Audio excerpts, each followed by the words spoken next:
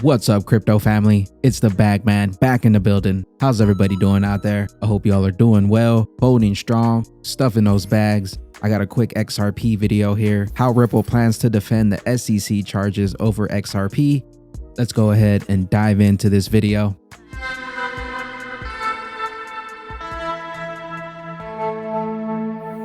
It's different, but it's very pretty out here. I believe they're setting up the flag now.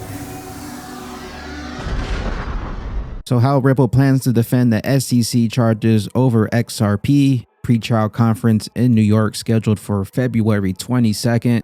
In its response to the SEC, Ripple wrote, "The SEC's theory that XRP is an investment contract is wrong on the facts and amounts to an unprecedented and ill-conceived expansion of the Howey test and the SEC's enforcement authority against digital assets. XRP is a currency," Ripple says in its SEC letter, similar to Bitcoin and Ether, which the SEC has determined are not securities. Ripple calling XRP a currency is interesting, considering that Garlinghouse said at a 2018 Yahoo Finance Crypto Summit, "I don't call this cryptocurrency, it's not currency. These are digital assets. If the asset solves a real problem for a real customer, and there'll be value in the asset." Ripple's argument: in a trial scenario, one of Ripple's key arguments will rely on an 8-year price data that shows XRP does not move based on news about Ripple, according to sources familiar with the company's legal strategy. One specific example: on June 19, 2019, when MoneyGram announced it had made Ripple its exclusive partner for cross-border payment settlements, MoneyGram's stock popped 170% in a day. Ripple will present data that shows XRP stayed flat. CoinMarketCap data, on the other hand, shows XRP rose 15% over the 2 days that followed. And we're going to jump into some of these news announcements to see if the XRP price had any movement correlated with these announcements. Ripple will seek to distance itself from the ICO boom, many of which were conducted by companies that had no product or business model beyond selling a token, by emphasizing that Ripple Labs as a company was around for years before the creation of XRP, and that XRP has a healthy trading market on hundreds of crypto exchanges without any connection to the company. As for the company's own sales of XRP, Ripple will argue that those sales have represented a mere fraction of all XRP trading, and that because its own XRP sales were done through exchanges and market makers on blind basis, purchasers of XRP didn't know they were buying it from Ripple, and thus it couldn't be an investment contract. But what if the SEC reasons that XRP was so closely associated with Ripple publicly that anyone buying XRP thought of it as a bet on the success of the company?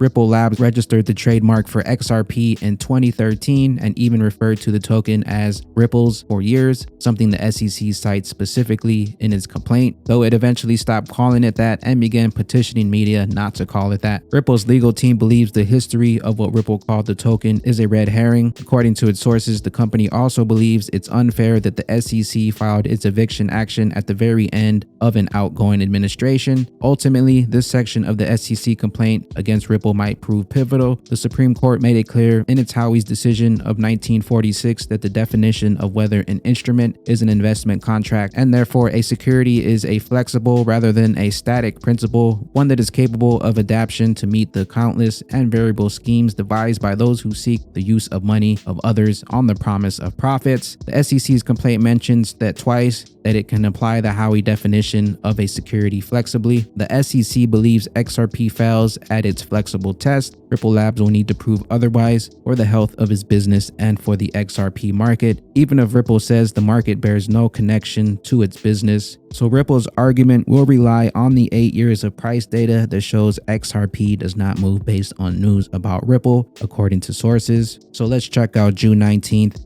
2019, when MoneyGram made the announcement. So here we have MoneyGram right here, June 19th, 2019. So XRP was 42 cents when they made the announcement. And you can see we were on a green day that day.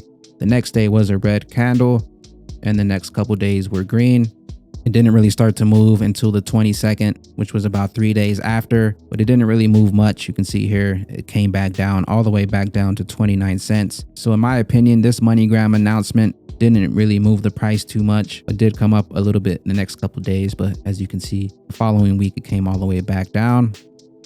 American Express joins RippleNet November 16th, 2017. Let's go check that one out. November 16th, American Express announcement. So they made the announcement right before Moonshot 3 here. Looks like we did come up a little bit here, about 41%, and it came right back down a couple days later. So guess you can say we did come up a little bit the following days, but nothing too parabolic here. It looks like just some regular price movement here. Nothing like this candle going up to Moonshot 3. We also have Santander launches first mobile app for global payments using Ripple's X current, April 12th, 2018. Let's go to April 12th. And you see here during the news, we already had a nice green candle. We were already headed up a little bit. So a little bit of movement here for the Santander news. Not too crazy though. But if you want to just count the next couple days, it didn't really do much, staying at about 67 cents, only going up about 4 cents the next 5 days, and then it came up a little bit more. So PNC Bank embraces blockchain and joins RippleNet September 19th, 2018. September 19th here. Once again, we're already on a green candle headed up before that. So nothing too crazy here as well. When the news dropped, it was about 33 cents, 32 cents headed up. The next day we were at 46 cents. And by the 21st, we're up to about 57 to 69 cents. And then we came back down.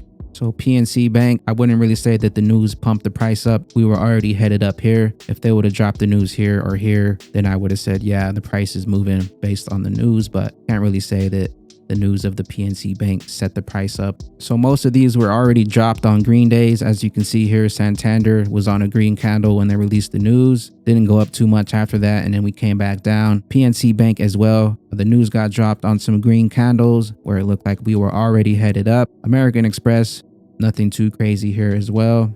Major companies like American Express, MoneyGram, I think we would expect something bigger, like something like this. Instead, we're only getting a little bit up and then back down. If it was any other cryptocurrency and you heard news of American Express, Santander, PNC Bank, MoneyGram, you would see some crazy action. But with XRP just does its thing. When it's ready to pop, XRP pops. Doesn't look like much of this news had any effect on the price. And if anything, most of these articles were dropped when we were already heading up. So possibly they like to drop these news strategically to make it seem like it's not just the charts going up, but it's the news that's affecting the prices. But in reality, it's just the XRP chart doing its thing here as it does, trying to take investors' money. As you can see, most of the good news was dropped during this bear market here, and we really didn't have anything too serious here. Other than that, I am the Bagman. I am not a financial advisor, but y'all know what I'm stuffing my bags with. And it's the best, the fastest, the most secure, the most parabolic. Send money anywhere in the world instantly. I hope y'all continue to stay bullish out there. Continue to hold those good vibes. And I will catch you all in the next one. Peace out, crypto fam.